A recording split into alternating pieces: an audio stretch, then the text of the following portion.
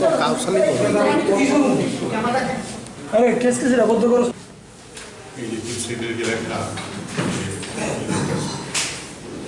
আমরা সবাই সঙ্গে সমগ্র ত্রিপুরাবাসী উদ্বিগ্ন উৎকণ্ঠিত যা করছে, বিশেষ করে নির্বাচনের ভোট পর্ব শেষ হওয়ার পরে আর ভোটের রেজাল্ট প্রকাশ হওয়ার আগে এই পিরিয়ডে এইরকম হিংসা, ঘৃণা, এটা আমার মনে হয় একটা নিউ ফেনোমেনন। আমরা আগে দেখেছি ভোটের সময়, ভোটের আগে এবং ভোটের রেজাল্ট আউট হওয়ার পরে হিংসা দেখেছি। এটা একটা নতুন জিনিস।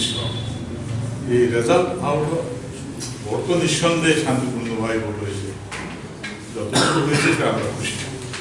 তার চুপি বিশেষ কিছু হয়নি বলেই আমরা আমাদের ধারণা। এবং মানি পাওয়ার এবং মাসেল পাওয়ারকে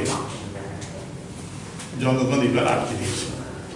আমাদের ধারণা যে দি ডেজ আর গন, শেষ হয়ে গেছে। মানি পাওয়ার আর মাসেল পাওয়ার দিয়ে নির্বাচনকে প্রভাবিত করার যে অপপ্রয়াস এতদিন ধরে চলে এসছে, সেই দিনগুলো শেষ।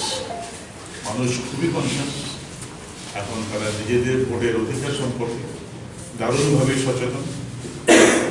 তারা রেজিস্ট করেছে, যা যা ঘটনাগুলি ঘটতে চেষ্টা করেছিল আসিফ আর মানি পাওয়ার, সেটাকে তারা রেজিস্ট করেছে এবং সাকসেসফুল কাজ দেওয়া। এখন এই যে এখন যা চলছে, জনমত তো আছেই। আমার মনে হয় না যে এটা দরকার। মানুষ তো রেজিস্ট করেছে, একটু দেখিয়েছে মানুষ তাদের শক্তি। আমরা এখন আবেদন করছি শুধু সমগ্র মানুষের পক্ষ থেকে, সমস্ত মানুষের পক্ষ থেকে আমাদের আবেদন এই প্রশাসনের কাছে,